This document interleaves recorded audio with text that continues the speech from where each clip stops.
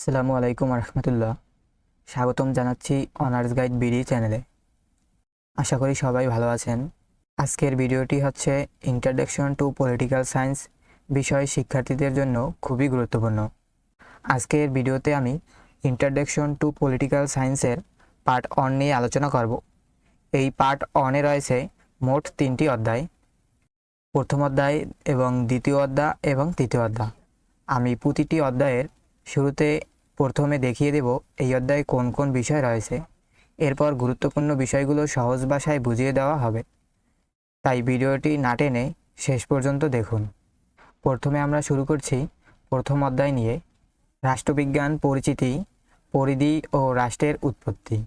তো এই অধ্যায়ে যা যা রয়েছে তা হচ্ছে রাষ্ট্রবিজ্ঞানের পরিচয়, তারপর রাষ্ট্রবিজ্ঞানের সংজ্ঞা, রাষ্ট্রবিজ্ঞানের প্রকৃতি, তারপর রাষ্ট্রবিজ্ঞানের বিষয়বস্তু, রাষ্ট্রবিজ্ঞানের পরিধি, রাষ্ট্রবিজ্ঞানের সঙ্গে অন্যান্য সামাজিক বিজ্ঞানের সম্পর্ক, রাষ্ট্রের ধারণা, রাষ্ট্রের সংজ্ঞা, রাষ্ট্রের অপরিহার্য উপাদান, জনসমষ্টি, নির্দিষ্ট ভূখণ্ড, সরকার, সার্বভৌমত্ব, তারপর রাষ্ট্র ও সরকারের পার্থক্য, রাষ্ট্রের উৎপত্তি সম্পর্কে বিভিন্ন মতবাদ, তারপর হচ্ছে ঐশ্বরিক উৎপত্তির মতবাদ, বল প্রয়োগ মতবাদ, সামাজিক চুক্তি মতবাদ, হবসের সামাজিক চুক্তি মতবাদ, তারপর লকের সামাজিক চুক্তি মতবাদ, রুশোর, তারপর ঐতিহাসিক বা বিবর্তনমূলক মতবাদ, তারপর হচ্ছে বিভিন্ন মতবাদের মূল্যায়ন।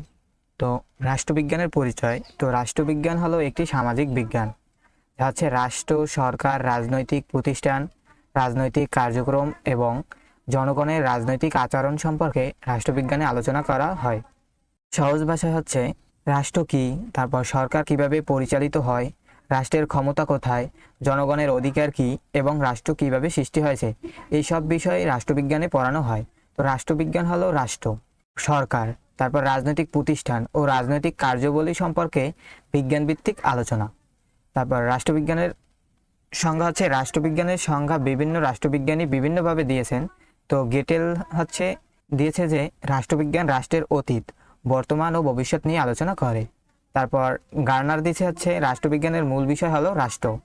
তারপর লাস্কি দিছে হচ্ছে রাষ্ট্রবিজ্ঞান মূলত রাষ্ট্র ও সমাজের মধ্যে সম্পর্ক নিয়ে আলোচনা করে। সহজ সংজ্ঞা হচ্ছে রাষ্ট্র ও সরকারের উৎপত্তি, প্রকৃতি, কার্যাবলী, প্রতিষ্ঠান এবং রাজনৈতিক সম্পর্কের নিয়মতান্ত্রিক অধ্যয়নকে রাষ্ট্রবিজ্ঞান বলে। তো রাষ্ট্রবিজ্ঞানের প্রকৃতি বোঝার জন্য কয়েকটি বিষয় মনে রাখতে হবে। যেমন রাষ্ট্রবিজ্ঞান একটি সামাজিক বিজ্ঞান, যা হচ্ছে মানুষ ও সমাজের রাজনৈতিক জীবন নিয়ে আলোচনা করে বলে এটি সামাজিক বিজ্ঞান। তারপর হচ্ছে এটি রাষ্ট্র ও সরকার নিয়ে আলোচনা করে, যেমন রাষ্ট্রের গঠন, সরকার ব্যবস্থা ও সরকারের কার্যাবলী রাষ্ট্রবিজ্ঞানের গুরুত্বপূর্ণ বিষয়। এরপর হচ্ছে এটি রাজনৈতিক আচরণ নিয়েও আলোচনা করে, যেমন মানুষ কেন ভোট দেয়, তারপর রাজনৈতিক দল কেন গঠন করে, জনগণ কিভাবে রাজনৈতিক সিদ্ধান্তের প্রভাব ফেলে, এসবও রাষ্ট্রবিজ্ঞানের বিষয়।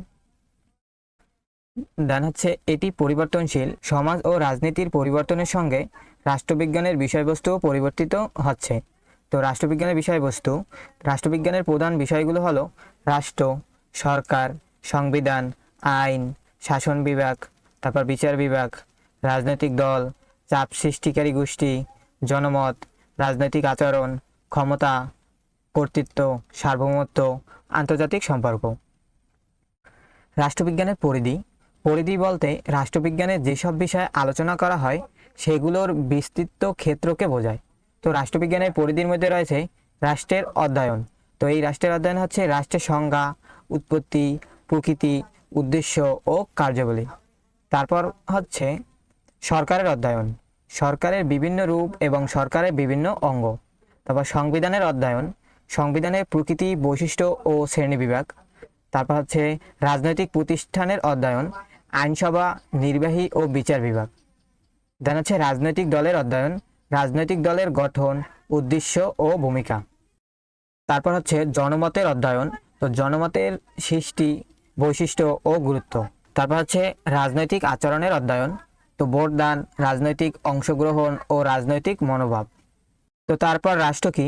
তো রাষ্ট্রবিজ্ঞানের সবচেয়ে গুরুত্বপূর্ণ ধারণা হলো রাষ্ট্র নির্দিষ্ট ভূখণ্ডে স্থায়ীভাবে বসবাসকারী জনসমষ্টি যখন একটি সংগঠিত সরকারের অধীনে সার্বভৌম ক্ষমতা প্রয়োগ করে তখন তাকে রাষ্ট্র বলে।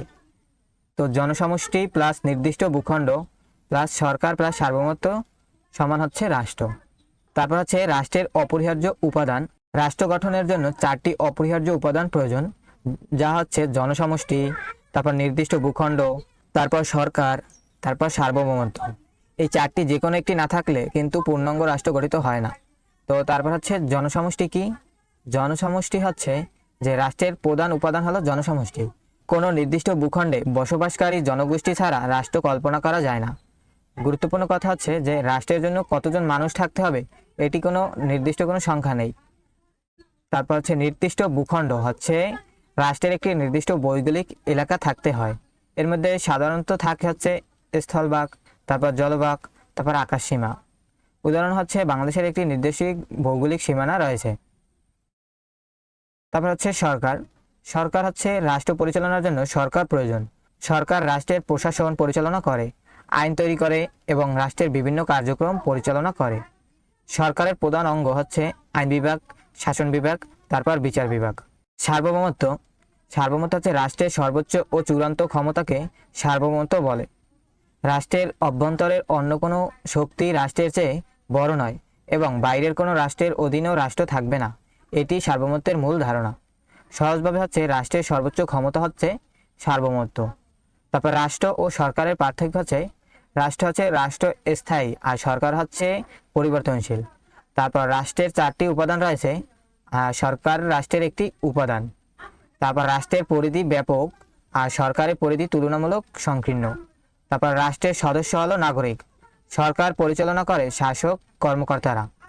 আর সরকার পরিবর্তন হলেও রাষ্ট্র থাকে, আর সরকার পরিবর্তিত হতে পারে। সহজ উদাহরণ, বাংলাদেশ হচ্ছে একটি রাষ্ট্র, বাংলাদেশের সরকার হচ্ছে সরকার। তারপর রাষ্ট্রের উৎপত্তি। রাষ্ট্র কিভাবে সৃষ্টি হয়েছে এ বিষয়ে রাষ্ট্রবিজ্ঞানীদের মধ্যে বিভিন্ন মতবাদ রয়েছে। প্রথম মতবাদগুলো হলো ঐশ্বরিক উৎপত্তি মতবাদ, তারপর বল প্রয়োগ মতবাদ, তারপর সামাজিক চুক্তি মতবাদ, ঐতিহাসিক বা বিবর্তনমূলক মতবাদ। তো ঐশ্বরিক উৎপত্তি মতবাদ কি? এই মতবাদ অনুযায়ী রাষ্ট্র ঈশ্বরের সৃষ্টি। তো প্রাচীনকালে অনেক মানুষ বিশ্বাস করত রাজা ঈশ্বরের প্রতিনিধি এবং ঈশ্বরের ইচ্ছায় রাষ্ট্র ও রাজতন্ত্র প্রতিষ্ঠিত হয়েছে। তো ঈশ্বরের ইচ্ছাতেই রাষ্ট্রের সৃষ্টি হয়েছে, এটি এই ঐশ্বরিক উৎপত্তির মতবাদের মূল কথা। তো এর ত্রুটি হচ্ছে বৈজ্ঞানিকভাবে গ্রহণযোগ্য নয়, আধুনিক গণতন্ত্রের সঙ্গে সামঞ্জস্যপূর্ণ নয়। তারপর রাষ্ট্রের ঐতিহাসিক বিকাশ সঠিকভাবে ব্যাখ্যা করতে পারে না। তারপর বল প্রয়োগ মতবাদ। তারপর বল প্রয়োগ মতবাদ হচ্ছে এই মতবাদ অনুযায়ী শক্তিশালী ব্যক্তি বা গোষ্ঠী দুর্বল ব্যক্তি বা গোষ্ঠীকে পরাজিত করে নিজের কর্তৃত্ব প্রতিষ্ঠা করার মাধ্যমে রাষ্ট্র সৃষ্টি করেছে। তো সহজ উদাহরণ হচ্ছে শক্তিশালী গোষ্ঠী, তারপর দুর্বল গোষ্ঠীকে জয়, তারপর কর্তৃত্ব প্রতিষ্ঠা, দেন হচ্ছে রাষ্ট্র। এর ত্রুটি হচ্ছে শুধু শক্তি বা যুদ্ধের মাধ্যমে সব রাষ্ট্রের উৎপত্তি ব্যাখ্যা করা যায় না। তারপর হচ্ছে সামাজিক চুক্তি মতবাদ। এই সামাজিক চুক্তি মতবাদ অনুযায়ী মানুষ পারস্পরিক চুক্তির মাধ্যমে রাষ্ট্র সৃষ্টি করেছে। এই মতবাদের প্রধান 3জন চিন্তাবিদ হলেন থমাস হবস, তারপর জন লক, তারপর জ্যাক রুসো। হবসের সামাজিক চুক্তি মতবাদ। হবসের মতে রাষ্ট্র প্রতিষ্ঠার পূর্বে মানুষ প্রাকৃতিক অবস্থায় বসবাস করত। এই অবস্থায় নিরাপত্তার অভাব ছিল এবং মানুষের জীবন ছিল অনিরাপদ। তাই মানুষ নিজেদের নিরাপত্তার জন্য পারস্পরিক চুক্তির মাধ্যমে একটি শক্তিশালী রাষ্ট্রীয় কর্তৃপক্ষ প্রতিষ্ঠা করে। তারপর হবসের মূল কথা হচ্ছে নিরাপত্তার প্রয়োজনেই মানুষ রাষ্ট্র সৃষ্টি করেছে। তো মনে রাখবে যে হবস মানে সিকিউরিটি, মানে নিরাপত্তা। তারপর হচ্ছে লকের সামাজিক চুক্তি মতবাদ। লকের মতে প্রাকৃতিক অবস্থায় মানুষের কিছু প্রাকৃতিক অধিকার ছিল। প্রধান প্রাকৃতিক অধিকার হচ্ছে যেমন জীবন, স্বাধীনতা, সম্পত্তি। তো এই অধিকারগুলো রক্ষা করার জন্য মানুষ রাষ্ট্র প্রতিষ্ঠা করে। লকের মূল কথা হচ্ছে প্রাকৃতিক অধিকার রক্ষার জন্য রাষ্ট্র সৃষ্টি হয়েছে। তো মনে রাখবে লকস মানে ন্যাচারাল রাইটস। তো রুশোর সামাজিক চুক্তি মতবাদ। তো রুশোর মতে মানুষ পারস্পরিক চুক্তির মাধ্যমে রাজনৈতিক সমাজ প্রতিষ্ঠা করে। তো রুশোর সবচেয়ে গুরুত্বপূর্ণ ধারণা হলো যে বাংলায় সাধারণ ইচ্ছা। রুশোর মতে জনগণই রাজনৈতিক ক্ষমতার মূল উৎস। তো এটি মনে রাখবে যে রুশো মানে জেনারেল উইল। তারপর সামাজিক চুক্তি মতবাদের গুরুত্ব। এই মতবাদ হচ্ছে জনগণের অধিকারের গুরুত্ব দিয়েছে। তারপর ব্যক্তি স্বাধীনতার ধারণা শক্তিশালী করেছে। তারপর জনগণের সার্বভৌমত্বের ধারণা প্রতিষ্ঠায় সাহায্য করেছে। তারপর গণতন্ত্রের বিকাশে গুরুত্বপূর্ণ ভূমিকা রেখেছে। তো ঐতিহাসিক বা বিবর্তনমূলক মতবাদ হচ্ছে যে এই মতবাদ অনুযায়ী রাষ্ট্র কোনো একটি ঘটনা বা একজন ব্যক্তির দ্বারা হঠাৎ সৃষ্টি হয়নি, বরং দীর্ঘ সময় ধরে মানুষের সামাজিক, অর্থনৈতিক, রাজনৈতিক ও ঐতিহাসিক বিকাশের মাধ্যমে রাষ্ট্রের সৃষ্টি হয়েছে। তো একটি সাধারণ ধারা হচ্ছে শুরুতে পরিবার, তারপর গোষ্ঠী, তারপর হচ্ছে গোত্র, তারপর উপজাতি, তারপর রাজনৈতিক সমাজ, দেন হচ্ছে রাষ্ট্র। তো রাষ্ট্রের বিকাশের বিভিন্ন বিষয়ে ভূমিকা রেখেছে, যেমন পরিবার, ধর্ম, যুদ্ধ, অর্থনৈতিক প্রয়োজন, সামাজিক সহযোগিতা, রাজনৈতিক চেতনা। সবচেয়ে গুরুত্বপূর্ণ হচ্ছে রাষ্ট্রের উৎপত্তি দীর্ঘ ঐতিহাসিক বিবর্তনের ফল। তারপর হচ্ছে রাষ্ট্রের উৎপত্তির মতবাদগুলোর মূল্যায়ন। তো মতবাদ, ঐশ্বরিক মতবাদ হচ্ছে এর মূল বক্তব্য হচ্ছে ঈশ্বরের ইচ্ছায় রাষ্ট্র সৃষ্টি, আর বল প্রয়োগ মতবাদ হচ্ছে শক্তির মাধ্যমে রাষ্ট্র সৃষ্টি, আর সামাজিক চুক্তি মানে হচ্ছে মানুষের চুক্তির মাধ্যমে রাষ্ট্র সৃষ্টি, আর ঐতিহাসিক মতবাদ হচ্ছে দীর্ঘ বিবর্তনের মাধ্যমে রাষ্ট্র সৃষ্টি। তো পরীক্ষায় গুরুত্বপূর্ণ হচ্ছে ঐতিহাসিক বা বিবর্তনমূলক মতবাদকে রাষ্ট্রের উৎপত্তি ব্যাখ্যার তুলনামূলকভাবে অধিক গ্রহণযোগ্য মতবাদ হিসেবে বিবেচনা করা হয়, কারণ এটি রাষ্ট্রের বিকাশকে দীর্ঘ সামাজিক ও ঐতিহাসিক প্রক্রিয়া হিসাবে ব্যাখ্যা করে। তো এই অধ্যায় 1-এর হচ্ছে কিছু প্রশ্ন আমি দিয়ে দিচ্ছি, যেমন সংক্ষিপ্ত প্রশ্ন হচ্ছে রাষ্ট্রবিজ্ঞান কি, রাষ্ট্র কি, রাষ্ট্রের কয়টি উপাদান, তারপর হচ্ছে সার্বভৌমত্ব কি, রাষ্ট্রবিজ্ঞানের পরিধি কি, সামাজিক চুক্তির মতবাদ কি, তারপর জেনারেল উইল কি, ঐশ্বরিক উৎপত্তি মতবাদ কি, বল প্রয়োগ মতবাদ কি, তারপর হচ্ছে ঐতিহাসিক মতবাদ কি। এবং রচনামূলক প্রশ্ন হচ্ছে রাষ্ট্রবিজ্ঞানের সংজ্ঞা ও পরিধি আলোচনা করো, রাষ্ট্রের সংজ্ঞা দাও এবং রাষ্ট্রের উপাদানসমূহ আলোচনা করো, তারপর রাষ্ট্র ও সরকারের মধ্যে পার্থক্য আলোচনা করো, দেন রাষ্ট্রের উৎপত্তি সম্পর্কিত বিভিন্ন মতবাদ আলোচনা করো, সামাজিক চুক্তি মতবাদ আলোচনা করো, হবস ও লক ও রুশোর সামাজিক চুক্তি মতবাদ আলোচনা করো, তারপর রাষ্ট্রের উৎপত্তির ঐতিহাসিক বা বিবর্তনমূলক মতবাদ আলোচনা করো, দেন হচ্ছে রাষ্ট্রের উৎপত্তি সম্পর্কে সামাজিক চুক্তি মতবাদের সমালোচনা করো। এবার আমরা অধ্যায় 2 দেখব, যেটা হচ্ছে সংবিধান। তো এই অধ্যায়ে রয়েছে যে সংবিধানের ধারণা, সংবিধানের সংজ্ঞা, সংবিধানের বৈশিষ্ট্য, তারপর সংবিধানের প্রয়োজনীয়তা ও গুরুত্ব, সংবিধানের শ্রেণীবিভাগ, লিখিত সংবিধান, অলিখিত সংবিধান, তারপর আছে সুপরিবর্তনীয় সংবিধান, তারপর দুষ্পরিবর্তনীয় সংবিধান, সুপরিবর্তনীয় ও দুষ্পরিবর্তনীয় সংবিধানের পার্থক্য, এককেন্দ্রিক ও যুক্তরাষ্ট্রীয় সংবিধান, সংবিধানের উৎস, সংবিধান প্রণয়নের পদ্ধতি, উত্তম সংবিধানের বৈশিষ্ট্য, সংবিধান ও সাধারণ আইনের পার্থক্য, সংবিধানের প্রাধান্য, সংবিধান সংশোধন, সংবিধানের প্রয়োজনীয়তা। তো সংবিধান কি? সংবিধান হলো রাষ্ট্রের মৌলিক আইন, যেখানে রাষ্ট্রের শাসন ব্যবস্থা, সরকারের বিভিন্ন অঙ্গের ক্ষমতা ও কার্যাবলী এবং নাগরিকদের অধিকার ও কর্তব্য সম্পর্কে মৌলিক নিয়ম কানুন উল্লেখ থাকে। তো সহজ ভাষায় হচ্ছে একটি রাষ্ট্র কিভাবে পরিচালিত হবে, সরকারের ক্ষমতা কতটুকু হবে, সরকারের বিভিন্ন অঙ্গ কিভাবে কাজ করবে এবং নাগরিকদের কী কী অধিকার থাকবে, এসব মূল কাঠামো যে আইনে নির্ধারিত থাকে সেটি হচ্ছে সংবিধান। তো মনে রাখবে, সংবিধান হচ্ছে রাষ্ট্র পরিচালনার মৌলিক আইন। তো সংবিধানের সংজ্ঞা, বিভিন্ন রাষ্ট্রবিজ্ঞানী সংবিধানকে বিভিন্নভাবে সংজ্ঞায়িত করেছেন। তো এরিস্টটল বলেছেন যে এরিস্টটলের মতে সংবিধান হলো রাষ্ট্রের বিভিন্ন পদ বা প্রতিষ্ঠানের বিন্যাস এবং তাদের ক্ষমতা বন্টনের ব্যবস্থা। তারপর হচ্ছে লর্ড ব্রাইস, তার মতে হচ্ছে সংবিধান হলো রাষ্ট্রের শাসন ব্যবস্থাকে পরিচালিত করার নিয়মাবলীর সমষ্টি। তারপর হচ্ছে উলসি, তো উলসির মতে হচ্ছে সংবিধান হলো সরকারের ক্ষমতা, তারপর জনগণের অধিকার এবং উভয় সম্পর্ক নির্ধারণকারী নিয়মের সমষ্টি। তো সহজ সংজ্ঞায় বলতে পারি, রাষ্ট্রের শাসন ব্যবস্থা, সরকারের বিভিন্ন অঙ্গের ক্ষমতা ও কার্যাবলী এবং নাগরিকদের অধিকার ও কর্তব্য নির্ধারণকারী মৌলিক আইনকে সংবিধান বলে। তো সংবিধানের বৈশিষ্ট্য হচ্ছে, একটি সংবিধানের গুরুত্বপূর্ণ বৈশিষ্ট্যগুলো হলো এটি রাষ্ট্রের মৌলিক আইন, তারপর সংবিধান রাষ্ট্রের সর্বোচ্চ বা মৌলিক আইন, সরকারের কাঠামো নির্ধারণ করে, সরকার কিভাবে গঠিত হবে তা সংবিধানে নির্ধারিত থাকে, তারপর ক্ষমতা বন্টন করে, আইনসভা, শাসন বিভাগ ও বিচার বিভাগের ক্ষমতা নির্ধারণ করে, তারপর নাগরিকের অধিকার রক্ষা করে, হচ্ছে অনেক সংবিধানে নাগরিকদের মৌলিক অধিকার উল্লেখ থাকে। তারপর হচ্ছে সরকারের ক্ষমতা সীমাবদ্ধ করে, তো সরকার ইচ্ছেমতো ক্ষমতা প্রয়োগ করতে পারে না। তারপর হচ্ছে রাষ্ট্র পরিচালনার নিয়ম নির্ধারণ করে, যেমন রাষ্ট্রের প্রশাসন ও রাজনৈতিক ব্যবস্থা কিভাবে চলবে তা নির্ধারণ করে। তারপর সংবিধানের প্রয়োজনীয়তা, সংবিধান ছাড়া আধুনিক রাষ্ট্র পরিচালনা করা কঠিন। সংবিধানের প্রয়োজনীয়তা হচ্ছে রাষ্ট্র পরিচালনার কাঠামো নির্ধারণ করে, তারপর সরকার ক্ষমতা নির্ধারণ করে, সরকারের ক্ষমতা সীমা নির্ধারণ করে, নাগরিকের অধিকার রক্ষা করে, বিভিন্ন রাষ্ট্রের প্রতিষ্ঠানের মধ্যে ক্ষমতা বন্টন করে, তারপর রাজনৈতিক স্থিতিশীলতা প্রতিষ্ঠায় সাহায্য করে, আইনের শাসন প্রতিষ্ঠা করে, তারপর জনগণের স্বাধীনতা রক্ষা করে। তো সংবিধানের শ্রেণীবিভাগ হচ্ছে, সংবিধানকে বিভিন্ন দৃষ্টিকোণ থেকে ভাগ করা যায়, যেমন লিখিত ও অলিখিত সংবিধান, তারপর হচ্ছে সুপরিবর্তনীয় ও দুষ্পরিবর্তনীয় সংবিধান, তারপর এককেন্দ্রিক ও যুক্তরাষ্ট্রীয় সংবিধান। তারপর লিখিত সংবিধান কি? যে সংবিধানের অধিকাংশ নিয়ম ও বিধান একটি লিখিত দলিল বা একাধিক লিখিত দলিলে সুস্পষ্টভাবে লিপিবদ্ধ থাকে তাকে লিখিত সংবিধান বলে। উদাহরণ হচ্ছে বাংলাদেশের সংবিধান একটি লিখিত সংবিধান। এর বৈশিষ্ট্য হচ্ছে লিখিত দলিলে সংরক্ষিত থাকে। তারপর রাষ্ট্র পরিচালনার মৌলিক নিয়মগুলো স্পষ্ট থাকে। তারপর নাগরিকের অধিকার নির্ধারণ করা যায়। তারপর সরকারের বিভিন্ন অঙ্গের ক্ষমতা নির্দিষ্ট থাকে। তো অলিখিত সংবিধান কি? যে সংবিধানের নিয়ম কানুন একটিমাত্র লিখিত দলিলে সংকলিত থাকে না এবং প্রথা, রীতিনীতি, আইন, বিচারিক সিদ্ধান্ত ইত্যাদির মাধ্যমে গড়ে ওঠে তাকে অলিখিত সংবিধান বলা হয়। উদাহরণ হচ্ছে যুক্তরাষ্ট্রের সংবিধানকে প্রচলিতভাবে অলিখিত সংবিধানের উদাহরণ হিসাবে উল্লেখ করা হয়। তো গুরুত্বপূর্ণ হচ্ছে অলিখিত সংবিধান মানে একেবারেই কোনো লিখিত আইন নেই এমন নয়, বরং সংবিধানের নিয়মগুলো একক লিখিত দলিলে সংকলিত থাকে না। তো লিখিত ও অলিখিত সংবিধানের পার্থক্য হচ্ছে লিখিত সংবিধানে লিখিত দলিলে সংকলিত, আর অলিখিত সংবিধানে হচ্ছে একক লিখিত দলিলে সংকলিত নয়। তারপর লিখিত সংবিধানের তুলনামূলকভাবে স্পষ্ট, অলিখিত সংবিধান হচ্ছে অনেক নিয়ম, প্রথা ও রীতিনীতির উপর নির্ভরশীল। তারপর লিখিত সংবিধান হচ্ছে পরিবর্তন নির্দিষ্ট নিয়মে হতে পারে, আর হচ্ছে পরিবর্তন তুলনামূলক সহজ হতে পারে।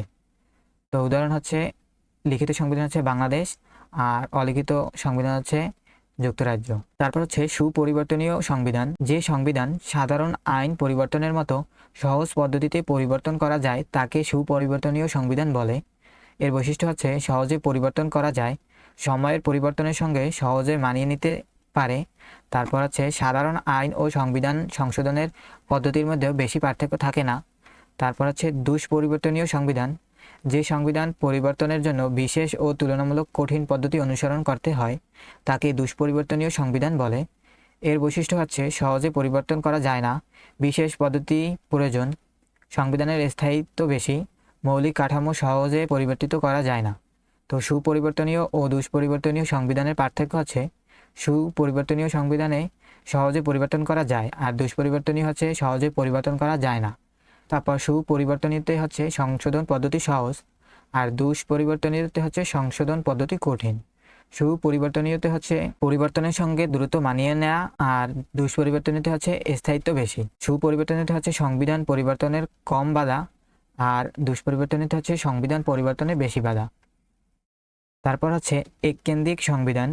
তো যে রাষ্ট্রের রাষ্ট্রীয় ক্ষমতার মূল কেন্দ্র একটি কেন্দ্রীয় সরকারের হাতে থাকে এবং স্থানীয় সরকারগুলো কেন্দ্রীয় সরকারের কাছ থেকে ক্ষমতা লাভ করে তাকে এককেন্দ্রিক রাষ্ট্র ব্যবস্থা বলে। তো উদাহরণ হচ্ছে যুক্তরাজ্যকে এককেন্দ্রিক রাষ্ট্র ব্যবস্থার উদাহরণ হিসেবে বলা যায়।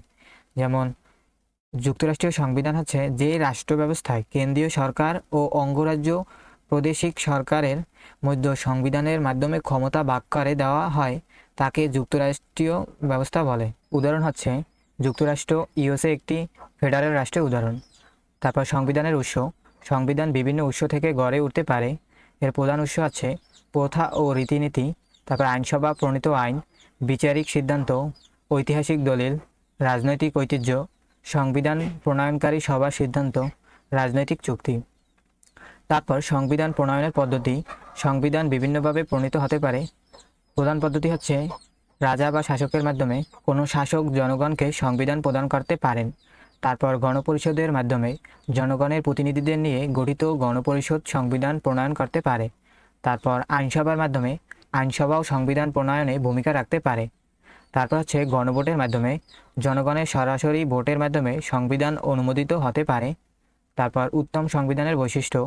একটি ভালো সংবিধানের মধ্যেও সাধারণত নিম্নলিখিত বৈশিষ্ট্য থাকা উচিত, যেমন সুস্পষ্টতা, মানে সংবিধানের ভাষা পরিষ্কার হওয়া উচিত। তারপর হচ্ছে সংক্ষিপ্ততা, মানে অপ্রয়োজনীয় বিষয় দিয়ে সংবিধান অতিরিক্ত দীর্ঘ হওয়া উচিত নয়। তারপর হচ্ছে ব্যাপকতা, মানে রাষ্ট্র পরিচালনার প্রয়োজনীয় মৌলিক বিষয়গুলো থাকতে হবে। তারপর মৌলিক অধিকার, নাগরিকদের অধিকার নিশ্চিত করতে হবে।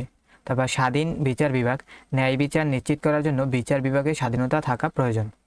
তারপর ক্ষমতার ভারসাম্য, রাষ্ট্রের বিভিন্ন অঙ্গের মধ্যে ক্ষমতার যথাযথ ভারসাম্য থাকা উচিত। সম উপযোগিতা মানে পরবর্তিত পরিস্থিতির সঙ্গে সামঞ্জস্য রাখার সুযোগ থাকা প্রয়োজন। তারপর হচ্ছে সংবিধান ও সাধারণ আইনের পার্থক্য। সংবিধান মানে হচ্ছে রাষ্ট্রের মৌলিক আইন, আর সাধারণ আইন হচ্ছে সাধারণ বিষয় নিয়ন্ত্রণ করে। তারপর সংবিধান সর্বোচ্চ আইন হিসাবে কাজ করে, আর সাধারণ আইন হচ্ছে সংবিধানের অধীন। সংবিধান হচ্ছে সরকার ও রাষ্ট্রের কাঠামোর নির্ধারণ করে, আর সাধারণ আইন হচ্ছে নির্দিষ্ট বিষয় নিয়ন্ত্রণ করে। তারপর সংবিধান হচ্ছে সংশোধন তুলনামূলক কঠিন হতে পারে, আর সাধারণ আইন হচ্ছে সাধারণত সহজে পরিবর্তন করা যায়। তারপর সরকারের ক্ষমতা সীমা নির্ধারণ করে, আর সাধারণ আইন হচ্ছে নির্দিষ্ট অধিকার কর্তব্য নির্ধারণ করতে পারে। তারপর সংবিধানের প্রাধান্য, সংবিধান রাষ্ট্রের মৌলিক আইন হওয়ায় অন্যান্য আইনকে সংবিধানের সঙ্গে সামঞ্জস্যপূর্ণ হতে হয়। কোনো সাধারণ আইন সংবিধানের সঙ্গে সাংঘর্ষিক হলে অনেক সাংবিধানিক ব্যবস্থায় সেই আইনকে আদালতের মাধ্যমে চ্যালেঞ্জ করা যায়। সহজভাবে সংবিধান মানে মৌলিক আইন, আর সাধারণ আইন হচ্ছে সংবিধানের অধীন। তো সংবিধান সংশোধন, সংবিধানের কোনো ধারা, বিধান বা অংশ পরিবর্তন বা সংযোজন অথবা বিলোপ করার প্রক্রিয়াকে সংবিধানের সংশোধন বলে। কেন সংশোধন করা হয়? সময়ের পরিবর্তনের কারণে, নতুন রাজনৈতিক ব্যবস্থার কারণে, রাষ্ট্রের প্রয়োজনের কারণে, পুরানো বিধান পরিবর্তনের প্রয়োজন হলে, তারপর নতুন অধিকার বা প্রতিষ্ঠান যুক্ত করার প্রয়োজন হলে। তো সংবিধানের গুরুত্ব, রাষ্ট্রের জন্য সংবিধানের গুরুত্ব অত্যন্ত বেশি। তো প্রধান গুরুত্ব হচ্ছে রাষ্ট্র পরিচালনার ভিত্তি তৈরি করে, তারপর সরকারের ক্ষমতা নির্ধারণ করে, সরকারের ক্ষমতা সীমা নির্ধারণ করে, নাগরিকের অধিকার সংরক্ষণ করে, আইনের শাসন প্রতিষ্ঠা করে, রাষ্ট্রীয় প্রতিষ্ঠানগুলো সম্পর্ক নির্ধারণ করে, রাজনৈতিক স্থিতিশীলতা সৃষ্টি করে, স্বেচ্ছাচারী শাসন প্রতিরোধে সাহায্য করে।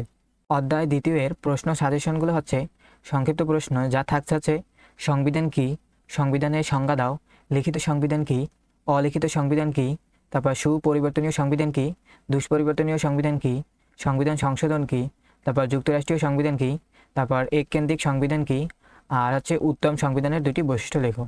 আর রচনামূলক প্রশ্নে থাকছে যে সংবিধানের সংজ্ঞা দাও এবং এর বৈশিষ্ট্য আলোচনা করো। তারপর লিখিত ও অলিখিত সংবিধানের মধ্যে পার্থক্য আলোচনা করো।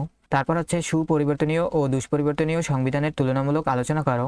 তারপর উত্তম সংবিধানের বৈশিষ্ট্য সম্পর্কে আলোচনা করো। সংবিধানের প্রয়োজনীয়তা ও গুরুত্ব আলোচনা করো। সংবিধান ও সাধারণ আইনের মধ্যে পার্থক্য আলোচনা করো। সংবিধানের শ্রেণীবিভাগ আলোচনা করো। সংবিধান প্রণয়নের বিভিন্ন পদ্ধতি আলোচনা করো। এখন আমরা চলে এসেছি অধ্যায় 3, যা থাকছে হচ্ছে সরকারের ধরন বা রূপ। এই অধ্যায়ে যা যা রয়েছে তা হচ্ছে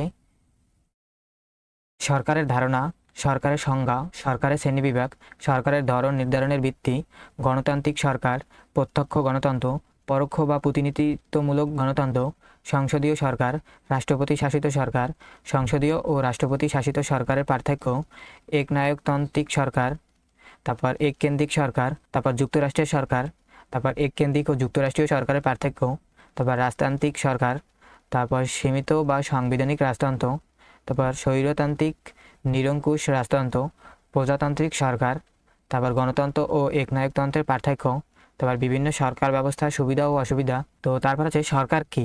সরকার হলো রাষ্ট্র পরিচালনার জন্য গঠিত এমন একটি প্রতিষ্ঠান যার মাধ্যমে রাষ্ট্রের আইন প্রণয়ন, আইন বাস্তবায়ন, তারপর বিচার কার্য ও প্রশাসনিক কার্যক্রম পরিচালিত হয়। সহজ ভাষায় রাষ্ট্রকে পরিচালনা করার জন্য যে প্রতিষ্ঠান বা ব্যবস্থা কাজ করে তাকে সরকার বলে। তো মনে রাখবে, রাষ্ট্র হচ্ছে বৃহত্তর রাজনৈতিক সংগঠন, আর সরকার হচ্ছে রাষ্ট্র পরিচালনার মাধ্যম। সরকারের সংজ্ঞা অধ্যাপক গার্নারের মতে হচ্ছে রাষ্ট্রের ইচ্ছাকে কার্যকর করার জন্য যে সংগঠন কাজ করে সেটি সরকার। তো সহজ সংজ্ঞা হচ্ছে রাষ্ট্রের কার্যাবলী পরিচালনা ও রাষ্ট্রীয় ক্ষমতা প্রয়োগকারী প্রতিষ্ঠানকে সরকার বলে। তো সরকারের প্রধান অঙ্গ হচ্ছে, আধুনিক রাষ্ট্রে সরকারের প্রধান 3টি অঙ্গ রয়েছে, যেমন আইন বিভাগ, আইনের প্রণয়ন করে, তারপর শাসন বিভাগ, এটা হচ্ছে আইন বাস্তবায়ন ও রাষ্ট্র পরিচালনা করে, তারপর বিচার বিভাগ, এটি হচ্ছে আইনের ব্যাখ্যা করে এবং বিচার কার্য পরিচালনা করে। তো আইনসভা হচ্ছে আইন তৈরি করে, আর নির্বাহী হচ্ছে আইন কার্যকর, আর বিচার বিভাগ হচ্ছে বিচার ও আইনের ব্যাখ্যা। তারপর সরকারের শ্রেণীবিভাগ, সরকারের বিভিন্ন ভিত্তিতে বিভিন্নভাবে ভাগ করা যায়। প্রধান শ্রেণীবিভাগ হচ্ছে ক্ষমতার উৎস অনুযায়ী গণতান্ত্রিক সরকার, একনায়কতান্ত্রিক সরকার, তারপর আইনসভা ও নির্বাহী বিভাগের সম্পর্ক অনুযায়ী সংসদীয় সরকার, রাষ্ট্রপতি শাসিত সরকার, তারপর ক্ষমতা বন্টনের ভিত্তিতে এককেন্দ্রিক সরকার, যুক্তরাষ্ট্রীয় সরকার, তারপর রাষ্ট্রপ্রধানের পদ অনুযায়ী রাজতান্ত্রিক সরকার, তারপর প্রজাতান্ত্রিক সরকার। তারপর গণতান্ত্রিক সরকার মানে হচ্ছে জনগণের শাসন। আব্রাহাম লিঙ্কনের বিখ্যাত সংজ্ঞা অনুযায়ী গণতন্ত্র হলো জনগণের সরকার, জনগণের দ্বারা এবং জনগণের জন্য সরকার। তো গণতন্ত্রের মূল কথা হচ্ছে জনগণই ক্ষমতার মূল উৎস। গণতন্ত্রের বৈশিষ্ট্য হচ্ছে গণতান্ত্রিক সরকারের প্রধান বৈশিষ্ট্য জনগণের অংশগ্রহণ থাকে, জনগণ ভোটের মাধ্যমে প্রতিনিধি নির্বাচন করে, নিয়মিত নির্বাচন অনুষ্ঠিত হয়, আইনের শাসন প্রতিষ্ঠিত থাকে, নাগরিকদের মৌলিক অধিকার থাকে, মত প্রকাশের স্বাধীনতা থাকে, রাজনৈতিক দল গঠনের সুযোগ থাকে, সরকার জনগণের কাছে জবাবদিহি করে, বিরোধী দলের অস্তিত্ব থাকে। তারপর হচ্ছে সংখ্যাগরিষ্ঠতার ভিত্তিতে সিদ্ধান্ত গ্রহণ করা হয়। গণতন্ত্রের প্রকারভেদ। গণতন্ত্র প্রধানত দুই ধরনের: প্রত্যক্ষ গণতন্ত্র ও পরোক্ষ বা প্রতিনিধিমূলক গণতন্ত্র। প্রত্যক্ষ গণতন্ত্র হচ্ছে যে গণতন্ত্রের জনগণ নিজেরাই সরকারি রাষ্ট্রের সিদ্ধান্ত গ্রহণে অংশগ্রহণ করে তাকে প্রত্যক্ষ গণতন্ত্র বলে। এখানে জনগণ প্রতিনিধি নির্বাচন করে, তাদের মাধ্যমে সব সিদ্ধান্ত নেওয়ার পরিবর্তে নিজেরাই গুরুত্বপূর্ণ সিদ্ধান্তে অংশ নেয়। উদাহরণ: প্রাচীন গ্রিসের এথেন্স প্রত্যক্ষ গণতন্ত্রের প্রচলন ছিল। এর সুবিধা হচ্ছে জনগণের সরাসরি অংশগ্রহণ থাকে, তারপর জনগণের ইচ্ছা সরাসরি প্রকাশ পায়, তারপর রাজনৈতিক সচেতনতা বৃদ্ধি পায়। এর অসুবিধা হচ্ছে বৃহৎ রাষ্ট্রের প্রয়োগ কঠিন, সব বিষয়ে জনগণের সরাসরি অংশগ্রহণ সম্ভব নয়, তারপর সময় সাপেক্ষ। তারপর পরোক্ষ বা প্রতিনিধিমূলক গণতন্ত্র। যে গণতন্ত্রে জনগণ সরাসরি রাষ্ট্র পরিচালনা না করে, নির্বাচিত প্রতিনিধিদের মাধ্যমে রাষ্ট্র পরিচালনা করে তাকে প্রতিনিধিত্বমূলক গণতন্ত্র বলে। সহজ উদাহরণ হচ্ছে জনগণ, তারপর ভোট, তারপর প্রতিনিধি নির্বাচন, তারপর প্রতিনিধি সরকার পরিচালনা। আধুনিক অধিকাংশ গণতান্ত্রিক রাষ্ট্র এই ব্যবস্থা প্রচলিত। তারপর সংসদীয় সরকার। যে সরকার ব্যবস্থায় নির্বাহী বিভাগ আইনসভার কাছে দায়ী থাকে এবং মন্ত্রিসভা আইনসভার সংখ্যাগরিষ্ঠ সদস্যদের সমর্থনের উপর নির্ভর করে তাকে সংসদীয় সরকার বলে। এর প্রধান বৈশিষ্ট্য হচ্ছে রাষ্ট্রপ্রধান ও সরকার প্রধান আলাদা ব্যক্তি হতে পারেন, তারপর প্রধানমন্ত্রী সরকার প্রধান, তারপর মন্ত্রিসভা সংসদের কাছে দায়ী, প্রধানমন্ত্রী সাধারণত সংখ্যাগরিষ্ঠ দলের নেতা, তারপর আইনসভা সরকারের উপর নিয়ন্ত্রণ রাখে, অনাস্থা প্রস্তাবের মাধ্যমে সরকারকে পদত্যাগ করতে হতে পারে, তারপর আইনসভা ও নির্বাহী বিভাগের মধ্যে ঘনিষ্ঠ সম্পর্ক থাকে। এর উদাহরণ হচ্ছে বাংলাদেশ, ভারত ও যুক্তরাজ্যের সংসদীয় সরকার ব্যবস্থার বৈশিষ্ট্য রয়েছে। তারপর রাষ্ট্রপতি শাসিত সরকার। যে সরকার ব্যবস্থায় রাষ্ট্রপতি একই সঙ্গে রাষ্ট্রপ্রধান ও সরকার প্রধান হিসাবে গুরুত্বপূর্ণ নির্বাহী ক্ষমতা প্রয়োগ করেন এবং সাধারণত আইনসভার কাছে সরাসরি দায়ী নন তাকে রাষ্ট্রপতি শাসিত সরকার বলে। এর প্রধান বৈশিষ্ট্য হচ্ছে রাষ্ট্রপতি, রাষ্ট্রপ্রধান ও সরকার প্রধান। রাষ্ট্রপতির নির্দিষ্ট মেয়াদ থাকে, তারপর নির্বাহী বিভাগ আইনসভা থেকে পৃথক থাকে, রাষ্ট্রপতি সরাসরি বা পরোক্ষভাবে জনগণের ভোটে নির্বাচিত হতে পারেন, রাষ্ট্রপতি সাধারণত আইনসভার আস্থার উপর নির্ভর করেন না, তারপর ক্ষমতার পৃথকীকরণ গুরুত্বপূর্ণ। তো উদাহরণ: যুক্তরাষ্ট্র রাষ্ট্রপতি শাসিত সরকারের প্রধান উদাহরণ। তারপর সংসদীয় ও রাষ্ট্রপতি শাসিত সরকারের পার্থক্য। তো সংসদীয় সরকারে হচ্ছে প্রধানমন্ত্রী সরকার প্রধান, আর রাষ্ট্রপতি শাসিত সরকারের হচ্ছে রাষ্ট্রপতি সরকার প্রধান। তারপর সংসদীয় সরকারে হচ্ছে রাষ্ট্রপ্রধান ও সরকার প্রধান আলাদা হতে পারেন, আর রাষ্ট্রপতি শাসিত সরকার হচ্ছে রাষ্ট্রপতি দুটিরই প্রধান। তারপর মন্ত্রিসভা আইনসভার কাছে দায়ী, আর রাষ্ট্রপতি শাসিত সরকার হচ্ছে মন্ত্রিসভা সাধারণত আইনসভার কাছে দায়ী নয়। সংসদীয় সরকারে হচ্ছে আইনসভা ও নির্বাহীর মধ্যে ঘনিষ্ঠ সম্পর্ক, আর রাষ্ট্রপতি শাসিত সরকারে দুই বিভাগের মধ্যে পৃথকীকরণ বেশি। আর সংসদীয় সরকার হচ্ছে প্রধানমন্ত্রী সংখ্যাগরিষ্ঠ দলের নেতা, আর রাষ্ট্রপতি সরকার শাসিত হচ্ছে রাষ্ট্রপতি আলাদাভাবে নির্বাচিত হন। তো তারপর হচ্ছে একনায়কতান্ত্রিক সরকার। যে সরকার ব্যবস্থায় রাষ্ট্রের রাজনৈতিক ক্ষমতা একজন ব্যক্তি বা একটি ক্ষুদ্র গোষ্ঠীর হাতে কেন্দ্রীভূত থাকে এবং জনগণের রাজনৈতিক স্বাধীনতা সীমিত থাকে তাকে একনায়কতান্ত্রিক সরকার বলে।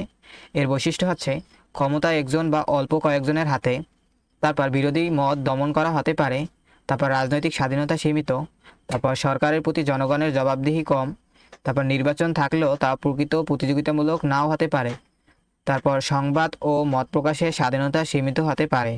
তারপর একনায়কতন্ত্রের সুবিধা। তাত্ত্বিকভাবে কিছু সুবিধা উল্লেখ করা হয়: দ্রুত সিদ্ধান্ত গ্রহণ করা যায়, তারপর দীর্ঘমেয়াদী পরিকল্পনা দ্রুত বাস্তবায়ন করা সম্ভব, তারপর রাজনৈতিক বিরোধিতা কম থাকায় সিদ্ধান্ত বাস্তবায়ন সহজ হতে পারে। তবে সমস্যা হচ্ছে এই সুবিধাগুলো সাধারণত জনগণের রাজনৈতিক স্বাধীনতার বিনিময়ে আসে। তো একনায়কতন্ত্রের অসুবিধা কি? জনগণের রাজনৈতিক অধিকার সীমিত হতে পারে, মত প্রকাশের স্বাধীনতা ক্ষতিগ্রস্ত হতে পারে, তারপর সরকারের জবাবদিহি কম থাকে, তারপর ক্ষমতার অপব্যবহারের সুযোগ থাকে, বিরোধী মত দমন হতে পারে, স্বৈরাচারী শাসনের ঝুঁকি থাকে। এককেন্দ্রিক সরকার, যে সরকার ব্যবস্থায় রাষ্ট্রের প্রধান রাজনৈতিক ও প্রশাসনিক ক্ষমতা কেন্দ্রীয় সরকারের হাতে কেন্দ্রীভূত থাকে তাকে এককেন্দ্রিক সরকার বলে। এর বৈশিষ্ট্য আছে কেন্দ্রীয় সরকারের প্রাধান্য, তারপর স্থায়ী সরকার কেন্দ্রের কাছ থেকে ক্ষমতা পায়, তারপর প্রশাসনিক কাঠামো তুলনামূলক সহজ, তারপর কেন্দ্রীয়ভাবে সিদ্ধান্ত গ্রহণ করা যায়। এর উদাহরণ হচ্ছে যুক্তরাজ্য এককেন্দ্রিক ব্যবস্থার একটি পরিচিত উদাহরণ। তারপর যুক্তরাষ্ট্রীয় সরকার হচ্ছে যে সরকার ব্যবস্থায় সংবিধানের মাধ্যমে কেন্দ্রীয় সরকার ও অঙ্গরাজ্য প্রাদেশিক সরকারের মধ্যে ক্ষমতা বন্টন করা থাকে তাকে যুক্তরাষ্ট্রীয় সরকার বলে। এর বৈশিষ্ট্য হচ্ছে লিখিত সংবিধান থাকা সাধারণ বৈশিষ্ট্য, তারপর সংবিধান সাধারণত দুষ্পরিবর্তনীয়, তারপর কেন্দ্র ও অঙ্গরাজ্যের মধ্যে ক্ষমতা বন্টন থাকে, তারপর স্বাধীন বিচার বিভাগ থাকে, তারপর সংবিধানের প্রাধান্য থাকে, তারপর যৌথ সরকার ব্যবস্থা থাকে। এর উদাহরণ হচ্ছে যুক্তরাষ্ট্র, ভারত, তারপর কানাডা ইত্যাদি ফেডারেল ব্যবস্থায় উদাহরণ। তারপর এককেন্দ্রিক ও যুক্তরাষ্ট্রীয় সরকারের পার্থক্য হচ্ছে এককেন্দ্রিক সরকারে ক্ষমতা মূলত কেন্দ্রের হাতে, আর যুক্তরাষ্ট্রীয় সরকারের ক্ষমতা কেন্দ্র ও অঙ্গরাজ্যের মধ্যে ভাগ। তারপর স্থানীয় সরকার কেন্দ্রের উপর নির্ভরশীল, আর যুক্তরাষ্ট্রীয় সরকার হচ্ছে অঙ্গরাজ্যের সাংবিধানিক ক্ষমতা থাকে। এককেন্দ্রিক সরকার হচ্ছে প্রশাসন তুলনামূলক কেন্দ্রীভূত, আর যুক্তরাষ্ট্রীয় সরকারের ক্ষমতা বিকেন্দ্রীভূত। তারপর এককেন্দ্রিক সরকারের হচ্ছে একক রাজনৈতিক কর্তৃত্ব বেশি, আর যুক্তরাষ্ট্রীয় সরকার হচ্ছে যৌথ সরকারের কাঠামো। তো এককেন্দ্রিক সরকারের উদাহরণ হচ্ছে যুক্তরাজ্য, আর যুক্তরাষ্ট্রীয় সরকারের উদাহরণ হচ্ছে যুক্তরাষ্ট্র। তারপর রাজতান্ত্রিক সরকার, যে সরকার ব্যবস্থায় রাষ্ট্রের প্রধান সাধারণত বংশানুক্রমে ক্ষমতায় আসেন তাকে রাজতান্ত্রিক সরকার বলে। রাজতন্ত্রের প্রধান ধরন হচ্ছে নিরঙ্কুশ রাজতন্ত্র, তারপর সাংবিধানিক রাজতন্ত্র। তারপর হচ্ছে নিরঙ্কুশ রাজতন্ত্র কি, তো যে রাজতন্ত্রের রাজার হাতে ব্যাপক বা প্রায় সর্বোচ্চ রাজনৈতিক ক্ষমতা থাকে তাকে নিরঙ্কুশ রাজতন্ত্র বলে। এর বৈশিষ্ট্য আছে রাজা বা শাসকের হাতে ব্যাপক ক্ষমতা, তারপর জনগণের রাজনৈতিক অংশগ্রহণ সীমিত হতে পারে, তারপর ক্ষমতা সাধারণত বংশানুক্রমিক। তারপর হচ্ছে সাংবিধানিক রাজতন্ত্র, যে রাজতন্ত্রের রাজা বা রানী সংবিধান ও আইনের সীমার মধ্যে থেকে দায়িত্ব পালন করেন এবং প্রকৃত রাজনৈতিক ক্ষমতা নির্বাচিত সরকার প্রয়োগ করে তাকে সাংবিধানিক রাজতন্ত্র বলে। এর উদাহরণ হচ্ছে যুক্তরাজ্যকে সাংবিধানিক রাজতন্ত্রের উদাহরণ হিসাবে ধরা হয়। তারপর প্রজাতান্ত্রিক সরকার, প্রজাতান্ত্রিক সরকার হচ্ছে যে সরকার ব্যবস্থার রাষ্ট্রের প্রধান বংশানুক্রমিক রাজা বা রানী নন, বরং নির্দিষ্ট সাংবিধানিক পদ্ধতিতে নির্বাচিত বা মনোনীত হন তাকে প্রজাতন্ত্র বলা হয়। এর বৈশিষ্ট্য হচ্ছে বংশানুক্রমিক রাজতন্ত্র নেই, তারপর রাষ্ট্রপ্রধান নির্বাচিত বা মনোনীত হন, তারপর জনগণের সার্বভৌমত্বের ধারণা ও গুরুত্বপূর্ণ, তারপর সংবিধান ও আইন রাষ্ট্র পরিচালনায় গুরুত্বপূর্ণ। তো গণতন্ত্র ও একনায়কতন্ত্রের পার্থক্য হচ্ছে গণতন্ত্র হচ্ছে জনগণ ক্ষমতার উৎস, একনায়কতন্ত্র হচ্ছে একজন অথবা গোষ্ঠী ক্ষমতার মূল নিয়ন্ত্রক। তারপর গণতন্ত্রে হচ্ছে নিয়মিত নির্বাচন থাকে, আর একনায়কতন্ত্রে হচ্ছে নির্বাচন সীমিত বা নিয়ন্ত্রিত হতে পারে। তারপর গণতন্ত্রে হচ্ছে মত প্রকাশের স্বাধীনতা থাকে, আর একনায়কতন্ত্রে হচ্ছে স্বাধীনতা সীমিত হতে পারে। গণতন্ত্রে বিরোধী দলের সুযোগ থাকে, আর একনায়কতন্ত্রে হচ্ছে বিরোধী দল দমন হতে পারে। তারপর গণতন্ত্রে সরকার জনগণের কাছে জবাবদিহি করে, আর একনায়কতন্ত্রে হচ্ছে জবাবদিহি তুলনামূলক কম। আর হচ্ছে গণতন্ত্রে রাজনৈতিক অধিকার বেশি, আর একনায়কতন্ত্রে হচ্ছে রাজনৈতিক অধিকার সীমিত।